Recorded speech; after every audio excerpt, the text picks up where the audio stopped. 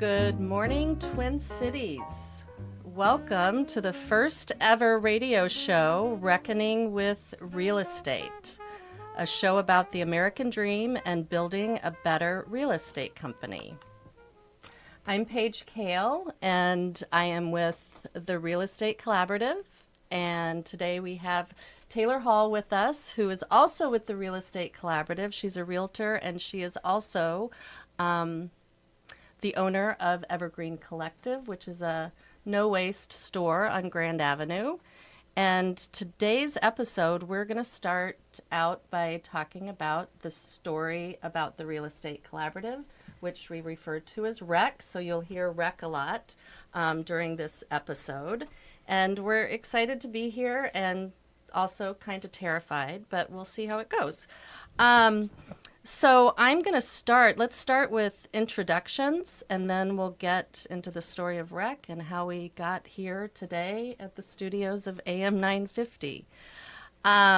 Taylor, why don't you start with your introduction and Evergreen Collective and how you came to REC and all the good stuff. Yeah, so my name is Taylor Hall, and I own Evergreen Collective. We've been open, it'll be 3 years.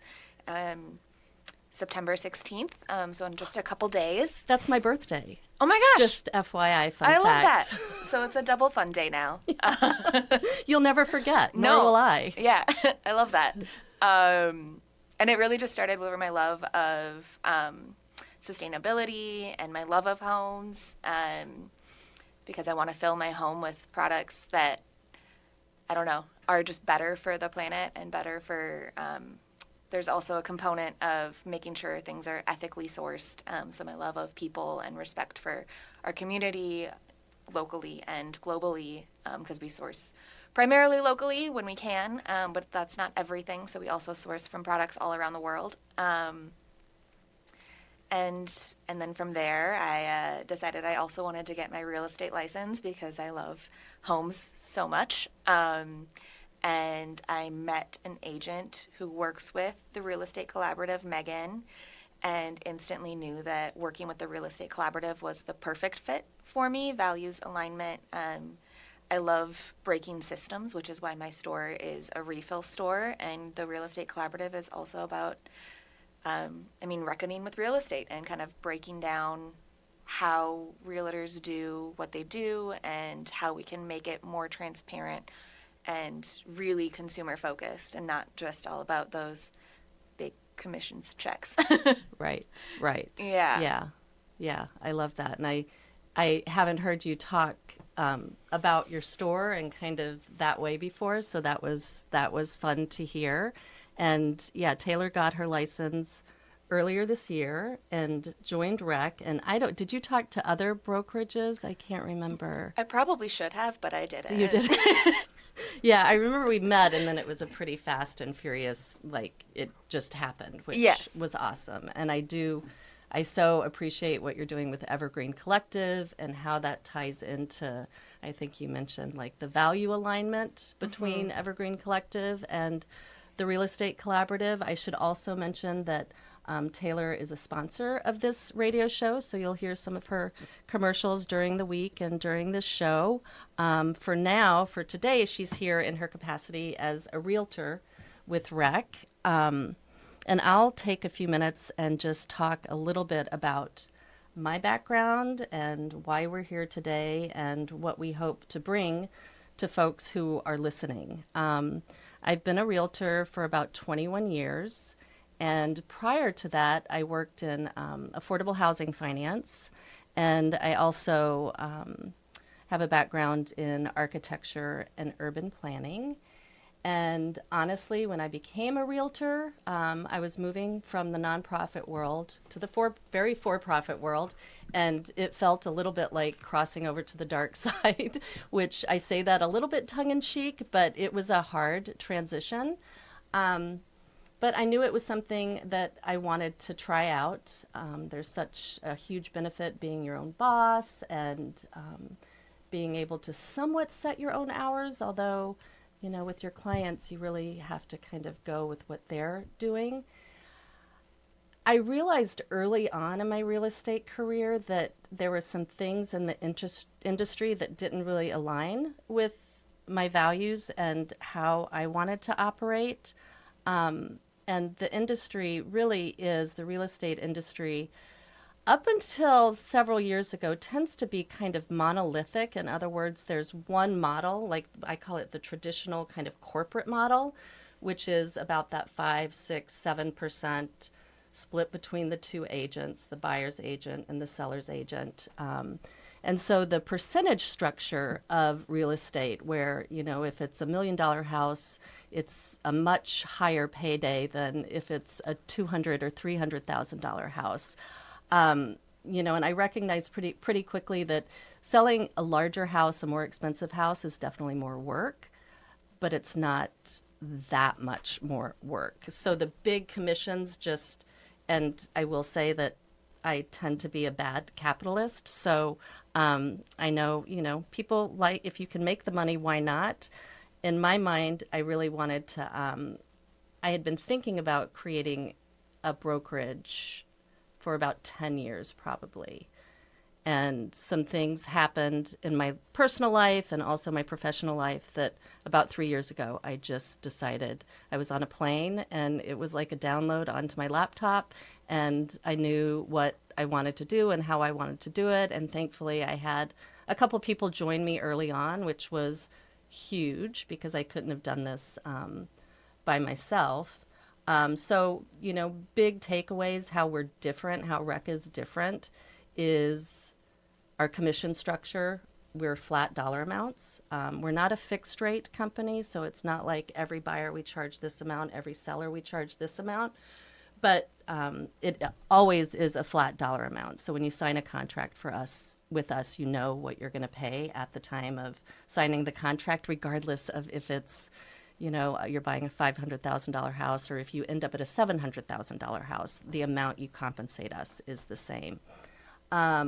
What else? Do you want to say anything about that, Taylor? Anything additional? Well, I think one thing I'm curious about is I always forget your background in urban planning and architecture, and I think it's fascinating because I took a few kind of like urban planning classes when I was in college, and definitely debated going into that. I mean, I debated getting like 1,000 different minors and masters, and ended up deciding not to. But how do you feel like that tied into creating the real estate collaborative, and what did you bring from that experience to the brokerage you created? I think that was one of the first stepping stones. Like if I look back at my life, I don't want to start from the very beginning, but it's the housing justice piece of it, I think. And, you know, the Real Estate Collaborative, we're a full service real estate company. We do everything the big corporate entities do, and I would say we do it better. But then we also have the housing justice component of it. So there's some, and that's why we named the radio show Reckoning with Real Estate, because our industry, the real estate industry, has a pretty sordid past. I would say that there's some things that are still happening that aren't great. I have a lot of respect for my fellow realtors. I have a lot of friends that are realtors, so I always feel like I need to add the disclaimer that this isn't about individual realtors. It's really about the real estate industry. I think we have played a part in why housing prices are so high when we're charging these huge, enormous commissions. And there's a reason that we're charging those commissions, and we'll dive deep in some future episodes on these specific things. But you know, and just the redlining and the steering and all the bad behavior, the deeds, the racially restrictive covenants, the National Association of Realtors back, you know, in 1910, 1920 helped draft those for builders so that they could restrict access to people of certain colors or faiths. So we have a pretty ugly past, and I think there's been a lot of apologies, but there hasn't been a lot of action to try to rectify the harm that we've done. And that's what, part of what we're trying to do with the Real Estate Collaborative. I think we also just want to shine a light on the housing crisis, and that we need a lot more housing in the Twin Cities and in Minnesota at large. And how can we all work together to make that happen? Yeah, I think that's one of the big reasons why I decided to join the Real Estate Collaborative, was because of the housing justice component. It really, to me, didn't feel like just a regular real estate company, but one that was trying to bring so much more awareness to something that, since getting my license, I've had to explain. I've been talking about what we do, and I've had to explain redlining to more people than I thought I would have to, which, for those of you that don't know, that's when there would literally be places where people of color could not buy homes because it was written into their, Yeah, that's a racially restrictive covenant, but I think what you're talking about is there was big areas. It happened mostly in the central cities back in the 40s, 50s, 60s, areas that were redlined by financial institutions. It was the financial institutions. In other words, the big banks. They wouldn't provide loans in those areas because they saw them as high risk, and what high risk meant was there was some threshold population of people of color in those neighborhoods. So it was very racially driven, for sure. And we can see that today still in the neighborhoods around the Twin Cities, of where groups of people with similar skin colors live. It's still, and housing prices follow those lines typically. And it definitely cost people of color, primarily Black folks and African Americans, they don't have as much generational wealth because of that, which is just tragic, and I don't think enough people know about it. Right. And one of my favorite quotes is, "You don't know what you don't know," and it's true for all of us. So I love that you were saying the other day that you've been wearing your legalized housing T-shirt at your store, and that people are like, well, what does that mean? And I hear the music creeping on, so we will pick up that thread on the other side of this commercial. Oh, what a sight, wrecking balls in flight, bringing down the light. Every swing you take might not end the fray, crashing through these walls, take my breath away. Oh, wrecking ball, you steal the show.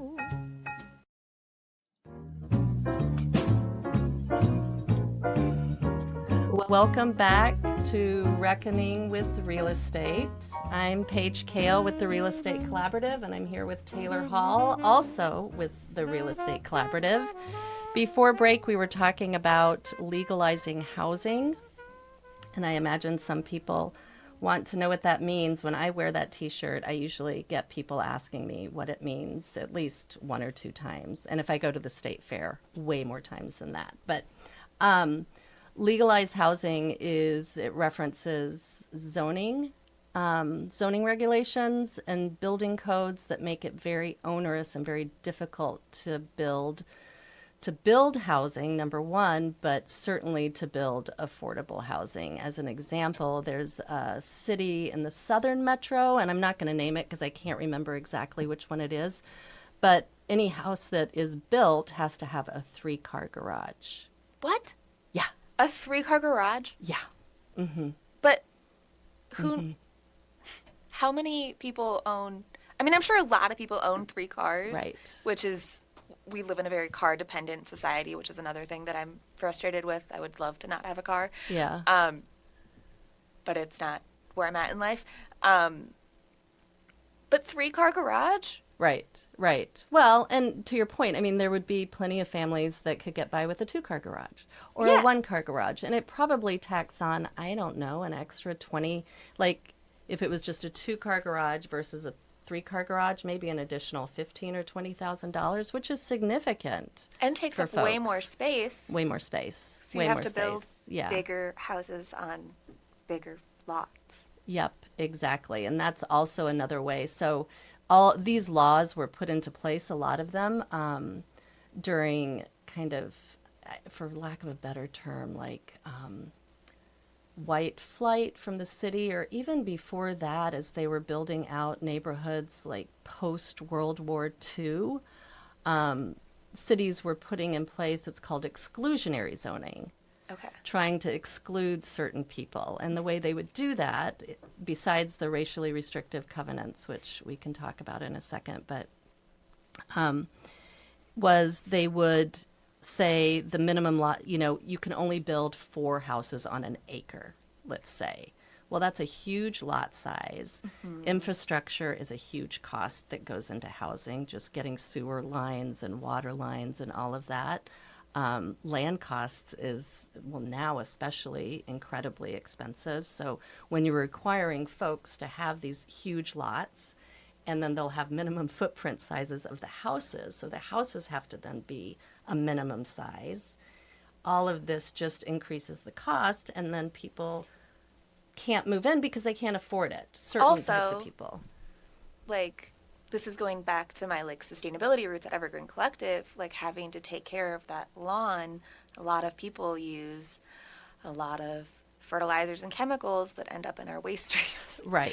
And so the layers. The layers. It's a lot of compounding issues. And because then we have to drive farther, more gas, less walkability, less community. Less community. Yep. And a lot of the...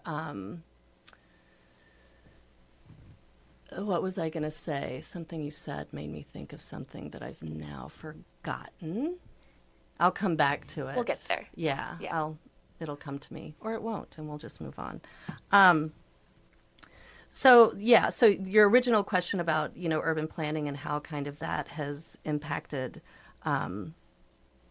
REC and the formation, the creation of REC. And I think it is just that housing justice piece. I never really lost that piece as I was a realtor with, one of the really big brokerages in town for the first 15 years. Then I went to a small boutique brokerage in St. Paul, and then I started REC.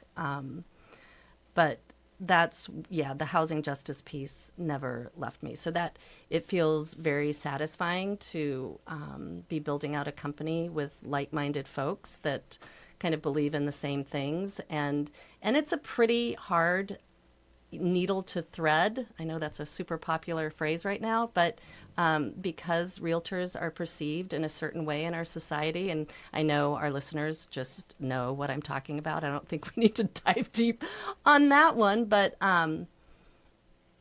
yeah, I know I've said this to you multiple times. When I was telling folks that I was deciding to become a realtor, I was getting some eye rolls and being another one, and now I'm going to hear about from you is real estate. And now, because I chose to join the Real Estate Collaborative, I can be like, yes, I became a realtor, but realtor, I don't but we have another component to it, and we're actively working on making it more transparent and trying not to hike the cost of your house up for a bigger commission check, but trying to be more community focused and what do we want our neighborhoods to look like, and being a part of that. No, that's awesome. And I think the whole idea of making our commissions commensurate with the work that we're actually doing. And we also have retainer fee options for folks that will save them money on the back end, which I think has been pretty revolutionary. I mean, that on the forums, on our state forums, that retainer fee has always been there, but I've never known anybody to use it. Okay. And, I think the real estate industry, part of the reason we're perceived the way we are is kind of on us and how we've operated over the years. And one thing that I think of in terms of compensation, I mean, it is hard. You never know how long it's going to take to sell a house, or for a buyer in this market where it's more of a seller's market, how long it's going to take for a buyer to find a house. And so that does make the pricing kind of, I think, as we've talked about a lot, it makes this flat dollar pricing kind of challenging. But yeah, I mean, it's hard to sign a contract and decide to work with somebody, and you don't know how many hours it's going to take, and you don't know how long it's going to take to get that.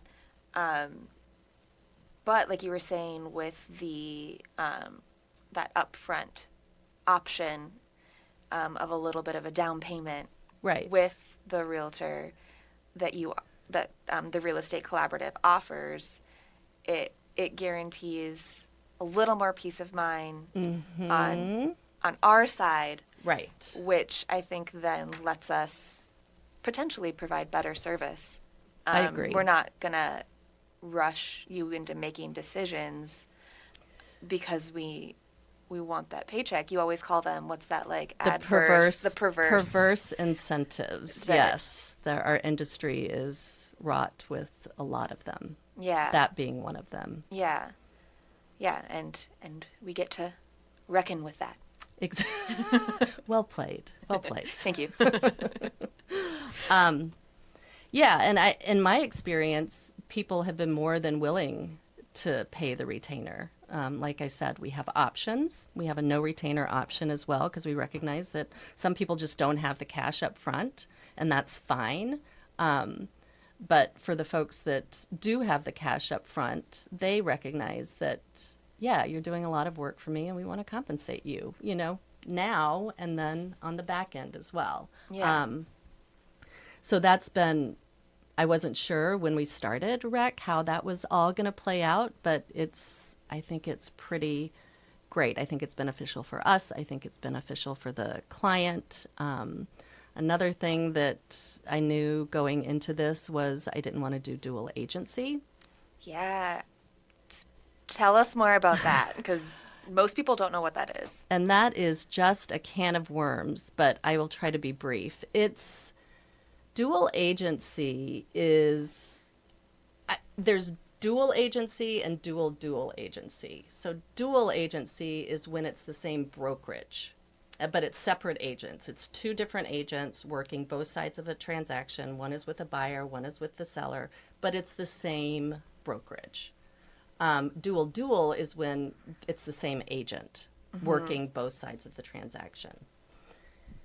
And I think what most people don't realize, because the big brokerages do that all the time, it's legal. In how many states? Right. I mean, we're one of the last states to allow it. Yeah. One of a handful, maybe. Yeah. Still. So it lessens the representation that the seller and the buyer can get, because the brokerage is really who you're working with, and we're not able to advocate exclusively on the buyer side or the seller side. So it reduces the representation, but the brokerage gets paid the exact same amount as if it was full representation. That has never made sense to me. And when I worked with the big corporate broker trying to explain that to clients, it made me feel kind of gross. Like, they gave us scripts to use to explain it to clients, but and it was probably after 10 years in the business that I was like, this just doesn't seem right. Yeah. And but because our industry is like the largest trade organization lobbying group in North America, and in the state, I think there's just some financial or corporate pressures points that keep it legal. Yep. Yeah. Even though it reduces our ability to serve our clients. But we get paid the same. Paid the same. Yeah, so REC does not do dual agency. And to be fair, it is something that you have to disclose to your client. Correct. It's not something that you're not going to tell them. You legally have to. They're aware that they're being served less. Right. I mean, they actively have to sign that they agree to dual agency. Yeah. So, but if they don't want to sign on to it, they might not get the house. where they might not sell their house. Yeah, and what I was always told is if your client doesn't want to do dual agency, when I was with the big corporate broker, then you can't show them any of our listings. Which reduces... Which, I mean, it's a huge segment of the inventory because these big corporate brokerages have tons of listings. Yeah. And so that's kind of the way you would, and then you're in front of people and they're like, well, we want to see your list. I'm not going to name the company. I'm going to try really hard not to name the company, but, we want to see all those listings. I mean, especially when there's a housing shortage and the listings are low and there's not, a lot of inventory to begin with. Yeah. So I think a lot of people end up doing that. And because are out of time for the day. We are out of time for the day. So thank you for tuning in to our first ever radio show, Reckoning with Real Estate, with Taylor Hall and Paige Kao with the Real Estate Collaborative. And we will see you next week. Yes. Ooh, wrecking ball.